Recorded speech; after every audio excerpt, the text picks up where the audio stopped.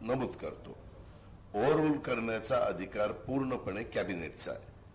बऱ्याचदा विभाग हा तिथं बसून निर्णय घेत असतो आणि कॅबिनेट हे चांद्यापासून बांद्यापर्यंत सगळ्या घटकाचा विचार करून निर्णय घेत असतो. काही निर्णय गरिबांच्या करता, समाजातल्या उपेक्षित घटकाकरता, दुर्लक्षित राहणाऱ्या व्यक्तींच्या करता घ्यावे लागतात आणि त्या आज नाही, आता ती निवडणूक जवळ आली म्हणून तुम्ही तसं म्हणता. त्यांनी त्यांचं काम केलेलं आहे आणि कॅबिनेटने कॅबिनेटचं काम केलेलं आहे. 15 दिवसामध्ये तुमच्या पक्षात म्हणजे तुमच्या सरकारच्या वेबसाईटवर मिळालेल्या 1296 तुम्ही निर्णय घेतले सरकार. किती 1296 किती किती किती दिवसात? 15 दिवसात जे जीआर करतात त्याची मी आकडे आणि गेल्या 3 कॅबिनेटमध्ये 156 डिसिजन घेतले.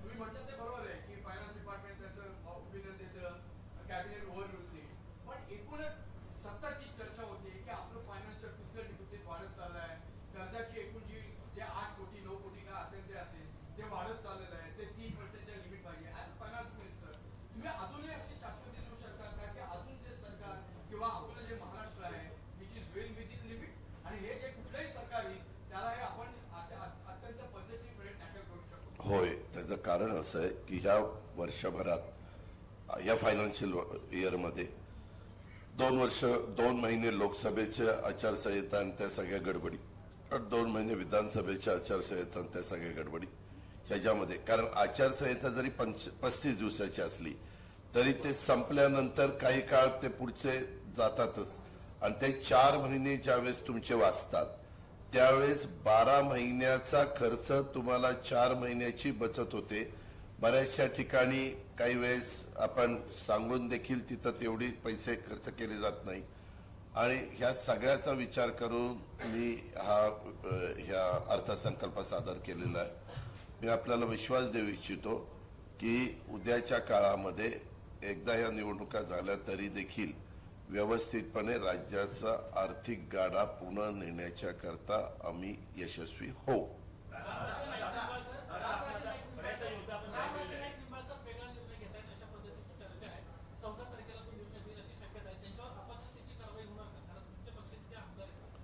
रामराजे नाईक निंबाळकरांशी मी स्वतः बोललोय, प्रफुल्लभाई बोलले, सुनील तटकरे साहेब बोलले. आम्ही सगळेजण चर्चा करतो. बातम्या अशा वेगवेगळ्या येत असतात, अनेकांच्या बद्दल येत असतात. त्यांनाही माहित नसतं की ह्या बातम्या कशा आल्या. अशा वेगवेगळ्या बातम्या आपण पाहत असतो, परंतु अजूनपर्यंत त्यांनी काही तसा निर्णय घेतलेला नाही.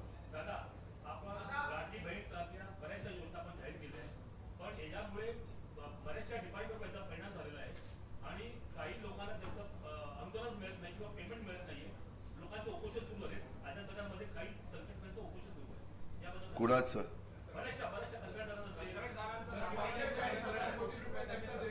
एक मिनिट पत्रकार मित्रांनो, मी तुम्हाला दाव्याने सांगतो कधीही 40,000 कोटी रुपये कॉन्ट्रॅक्टरचं देणं राहू शकत नाही. उगीच एखादा आकडा घ्यायचा आणि वाजवायचा 40,000 कोटी 40,000 कोटी. दरवर्षी बजेटमध्ये आपण तरतूद करतो, साधारण तरतूद केलेली आहे, त्याच्या 1.5पट आपण कामं काढतो. मग ते डीपीसी असेल किंवा तो कुठलाही विभाग त्या ठिकाणी असेल, ही पद्धत त्याच्यामध्ये असते. काही संदर्भामध्ये मी मधी पीडब्ल्यूडीला 4,000 कोटी रुपये सोडलेले होते, नंतर 4,000 कोटी रुपये सोडले. त्याच्यामध्ये पूर्णपणे माहिती घेऊन शेवटी प्रत्येकाला पैसे तर द्यावे लागतातच, त्याच्यामध्ये दुमत असायचं काही कारण नाही. जर तुम्ही काम करून घेतलं तर पैसे गेलेच पाहिजे. परंतु निवडणुका आल्या, तुम्ही आजचीच नाही, ह्या ज्या वेळेस निवडणुका आल्या त्या वेळेस विरोधी पक्ष जो होता त्यांनी बाबा या सत्ताधारी पक्षांनी खूप मोठ्या प्रमाणावर कर्ज काढून ठेवलंय, खूप मोठ्या प्रमाणावर कर्ज काढून ठेवलंय. तुम्ही कुणीही राज्यकर्ते असला तरी तुम्हाला 3% लिमिट ओलांडताच येत नाही, ही वस्तुस्थिती आहे.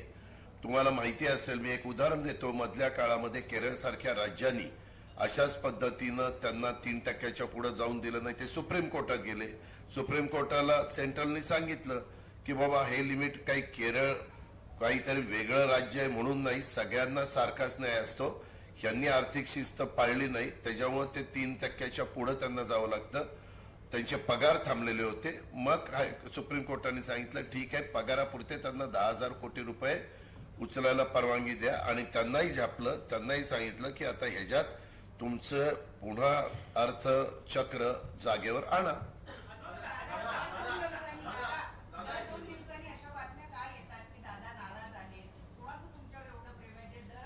जे बातम्या देतात त्यांचं माझ्यावर प्रेम आहे.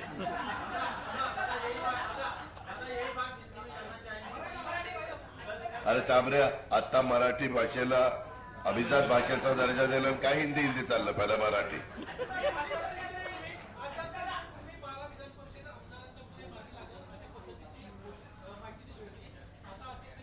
हो का, तो आमच्या कुणाच्या हातात नाही, तो राज्यपाल नियुक्त करतात, राज्यपालांच्या हातात आहे. आम्ही काय करणार, राज्यपाल ज्यावेळेस 12 जाहीर करतील त्यावेळेस आम्ही ते बघू.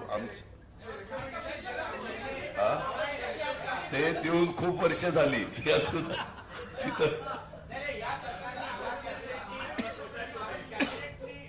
अहो, या सरकारमध्ये असणाऱ्या निम्म्याच्या वर लोकांनी त्यावेळेस दिलेलं आहे ना. हा मुख्यमंत्री बोलत होते त्यावेळेस.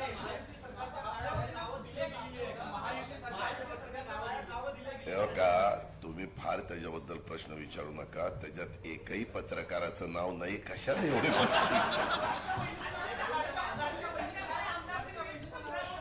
लाडक्या बहिणीचं काय?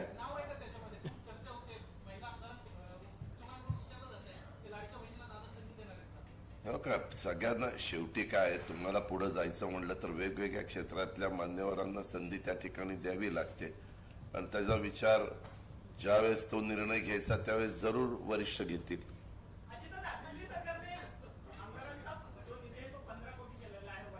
आमदारांचा प्रत्येक वर्षी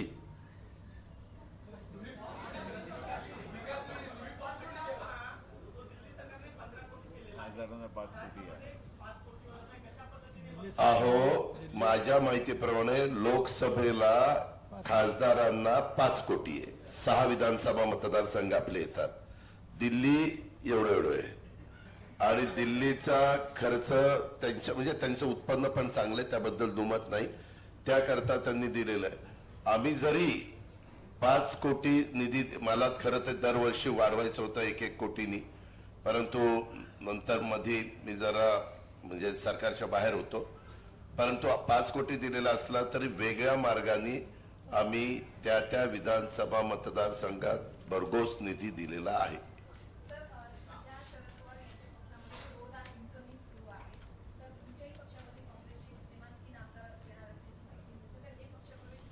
आम्ही टप्प्याटप्प्याने करणार आहोत. आम्हाला आमचे जे आमदार आहेत, आमच्या आमदारांमध्ये आमच्या असणाऱ्या जागांमध्ये जवळपास 40-42 लोक सिटिंगच आहेत. समोरच्या बाजूला तेवढ्या जागा रिक्त आहेत, त्याच्यावर तेवढी त्यांना जास्त संधी आहे. आम्हाला संधी 12, 15, 20, 25 अशा पद्धतीची आहे. तर आमची चर्चा चालू आहे.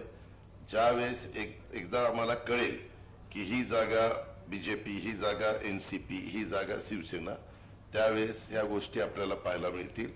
परंतु त्याच्या आधी त्या बाकीचे त्यांचे तुम्ही स्टेटमेंट बघायला पाहिजे की त्यांनी आयाराम गायरामच्या बाबतीमध्ये काय स्टेटमेंट केलेली होती. तेच आता आयाराम गायराममध्ये सामील झालेले.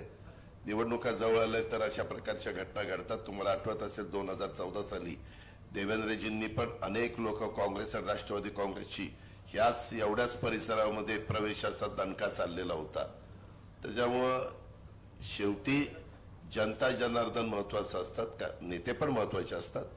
परंतु आम्ही त्यांच्याकडं तिथून सुरुवात करायच्या ऐवजी आम्ही सिने अभिनेता सयाजीराव शिंदेच्यापासून सुरुवात केली होती.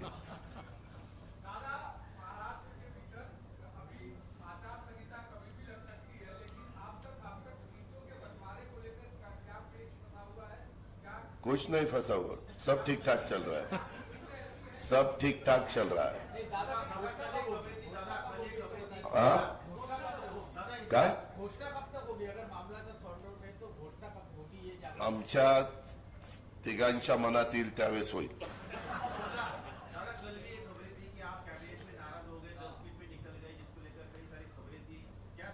ते दादांत खोटी बातमी आहे. माझं का मराठीत कळत नाही का? सगळ्यात भारताला कशाला सांगायचं, माझ्या महाराष्ट्राला कळलं पाहिजे. ही बातमी महाराष्ट्राची आहे. तर त्यामध्ये 10 वाजता कॅबिनेट होते. भुजबळ साहेबांना माहिती आहे, भुजबळ साहेब माझ्या उजव्याच बाजूला तिथं बसतात आणि मी पहिलाच कार्यक्रम अहमदपूरला घेतला होता. मला तो कॅन्सल करायचा होता. तिथल्या आमदाराचा निरोप आला. म्हणलं आज दुखवट आहे. ते म्हणले दादा आम्ही हार तुरे काही काही काही ठेवत नाही, फक्त शेतकरी मिळावे, शेतकऱ्यांना मार्गदर्शन करा. आपण तिथं ह्यांना रतन टाटांना श्रद्धांजली अर्पण त्या ठिकाणी करू आणि 2 मिनिटं स्तब्ध उभं राहू आणि तेवढं भाषण करा आणि तुम्ही जावा. मला 1 ला टेक ऑफ होता.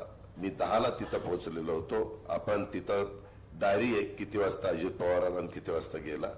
तर 10 वाजता गेलो, 12:30 मी उठलो, 1 ला टेक ऑफ घेतला, तिकडे गेलो, तो कार्यक्रम केला आणि परत आलो. ह्याच्यापेक्षा काही नाही. कधी कधी आपल्याला काम असल्यानंतर आता तुम्ही काही बसलाय आणि एखाद्याला पुढचं विमान पकडायचं असेल 8 साडेआठचं, तर पटकन आता मी जातो, माझी विमानाची वेळ झाली म्हणल्यावर निघून जाता ना. तशा पद्धतीने मी गेलो. ह्याच्यापेक्षा जास्त काही नाही. पहिले महत्वाचे विषय हे जवळपास त्या ठिकाणी घेण्यात आलेले होते आणि मला कुठले कुठले विषय आहेत ते सगळे माहिती होते. कारण तुम्हाला माहिती आहे विषय येताना फायनान्स मिनिस्टरची सही असते, चीफ सेक्रेटरीची सही असते, डीसीएमची होम मिनिस्टरची सही असते, सीएमची सही असते. त्याच्यावर त्या बातमीमध्ये अजिबात तथ्य नाही, हे मी जबाबदारीने आपल्याला सांगतो. म्हणजे साधारणतः सीएम आणि तुम्ही फायनान्स मिनिस्टर म्हणून आधी बातम्या आल्या होत्या की तुमच्यामध्ये बरंच काहीतरी झालेलं होतं. काही 2-4 जे बेसिकली जे इश्यूज होते डिपार्टमेंटल रिलेटेड, त्याच्यामध्ये तुमची धुसफूस चालू होती. अशा प्रकारचं कुठलं चित्र नाही दोघांमध्ये एकदम. नाही बाबा, धुसफूस अजिबात नाही, कुठलं चित्र नाही.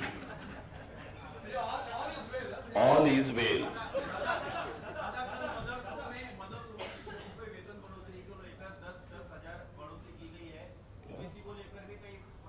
क्या क्या मदरसा कल के कैबिनेट में मदरसे में जो टीचर पढ़ाते शिक्षक उनकी वेतन में 10,000 की बढ़ोतरी की है. ओबीसी की क्रिमिनल की मर्यादा जो है 8 लाख से 15,000 की गई है. 15 लाख 15 लाख की गई है. तो ये जो निर्णय किए गए उसके बारे में थोड़ा बताइए. नहीं, वो निर्णय हुआ ना, आपने पढ़ा ना आज निर्णय 1 2 3 4 5 सब पढ़ा है. कैबिनेट को जो ठीक लगा वो डिसीजन कल कैबिनेट ने लिए है. चुनाव को लेकर सिर्फ निर्णय कर रहे हैं. 2 साल से आपने कुछ किया नहीं. सिर्फ वोट बैंक के लिए तुष्टिकरण के लिए आप फैसले ले रहे हैं. ऐसा विपक्ष का आरोप. नहीं नहीं, वैसा वो आरोप पे बिल्कुल तथ्य नहीं है.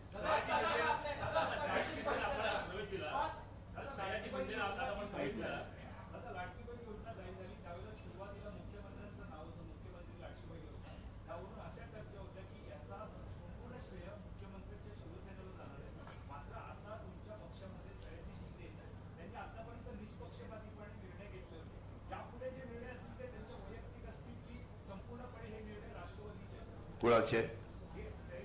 नाही नाही, आमच्या पक्षामध्ये जे कोणी आहेत सगळेजण, त्यांना जे योग्य वाटतं त्यांच्या सद्विवेक बुद्धीला स्मरून जे काही त्यांची भूमिका आहे ती त्यांना मांडण्याचा अधिकार आहे. त्याबद्दल अतिशय मोकळं वातावरण आहे. मात्र पक्षाच्या संदर्भामधली जी भूमिका ऍज अ प्रवक्ता म्हणून मांडली जाईल किंवा पक्षाकडनं मांडली जाईल त्यावेळेस त्या भूमिकेशी आम्ही सगळेजण सहमत राहू.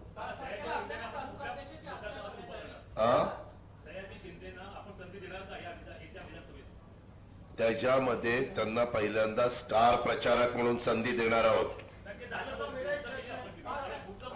पुढचं पहिल्यांदा स्टार प्रचारकांनी माणसं निवडून आणायची, मग पुढचं.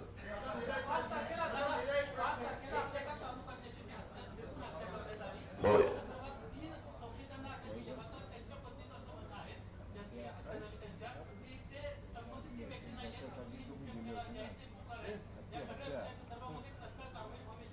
त्या संदर्भात मी स्वतः सीपीशी बोललेलो आहे. मी देवेंद्र भारतीशी पण बोललेलो आहे. भुजबळ साहेब तिथे गेले होते. मी आज सकाळी तिकडं निघालेलो होतो, परंतु अचानक मला तिकडनं निरोप आला. मी आज रात्री उशिरा का होईना तिथं जाणार आहे किंवा उद्या आले मग जास्त करून रात्री उशिरा जाणार आहे. भुजबळ साहेबांनी त्याच्या संदर्भातली सगळी माहिती घेतली. मी पण सगळी माहिती त्या ठिकाणी घेतलेली आहे. झालेली घटना अतिशय दुर्दैवी आहे, परंतु त्याच्या संदर्भात वेगवेगळे गोष्टी पुढे येत आहेत. एक्झॅक्ट काय आहे ते आल्याशिवाय मी त्याच्याबद्दल बोलणार नाही. परंतु झालेली घटना अतिशय दुःखद आहे. मैं त्याला भावपूर्ण श्रद्धांजलि अर्पण. लोकसभा चुनाव के बाद जो एनालिसिस हुआ उसमें कई जगहों पर ऐसा पाया गया था कि जो ट्रांसफर ऑफ वोट्स होता है परस्पर पार्टियों के बीच में वो सही तरीके से नहीं हुआ था और जिसका असर जो है सभी पार्टियों के प्रदर्शन पर पड़ा. शिकायतें इस किस्म की आई कि बीजेपी के वोट एनसीपी को नहीं गए, बीजेपी को शिवसेना के भी वोट नहीं मिले. तो इस बार आगामी विधानसभा चुनाव में ट्रांसफर ऑफ वोट का जो मसला है इसको कैसे सुलझाएंगे? हम तीनों पार्टियों ने जब हम तीनों पार्टियां एक हुई और महायुति निर्माण की तब ये पहला चुनाव था. उसमें जो भी प्रॉब्लम आए वो अभी विधानसभा में सॉल्व करने के लिए हमने सबने बंदोबस्त किया है. आप फिक्र मत करो, उसी रास्ते से अभी हम जाना चाहते हैं. जैसे आप सबने बताया था, सबने एग्जिट पोल वालों ने सबने कि हरियाणा में ऐसा होने वाला है, हरियाणा में वैसा होने वाला है. बाद में देखा तो अलग ही हुआ. हरियाणा में ऐसा ही उन्होंने भी वहां शेड्यूल कास्ट लोग थोड़े से दूर पहले गए थे, उनको साथ लेने की कोशिश की. इसी हिसाब से हम भी हमारे यहाँ वैसा करेंगे. हमने भी सोचा है, बीजेपी ने सोचा है, शिवसेना वालों ने सोचा है, तीनों मिलके इसके बारे में बात हुई है और हम रास्ता निकालेंगे. जो जैसा संविधान बदलने वाले हैं, अभी संविधान का सवाल ही नहीं आता इसमें. आपने देखा माइनॉरिटी के लिए मेरा खुद का कहना है, अभी बाबा सिद्दीकी साहब भी यहाँ है, हम इस गवर्नमेंट में जाने के बाद सबसे ज्यादा डिसीजन हमने महायुति सरकार के माध्यम से माइनॉरिटी के लिए, अल्पसंख्यक विभाग के लिए है. मैं आपको पेपर पे दिखाऊंगा.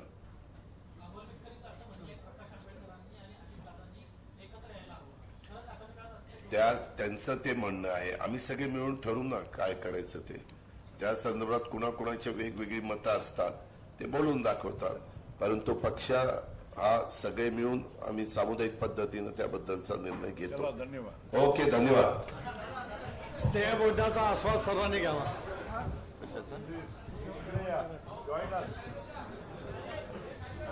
काय कार्यक्रम असतात, काय कार्यक्रम आज? अरे वा, त्याला पुढंच आहे. अच्छा. हे पीछे गेले. एक काम करा ना, फॅमिली आहे तुमचे, आज बोलवा ना इकडे, बोलवा ना फॅमिली.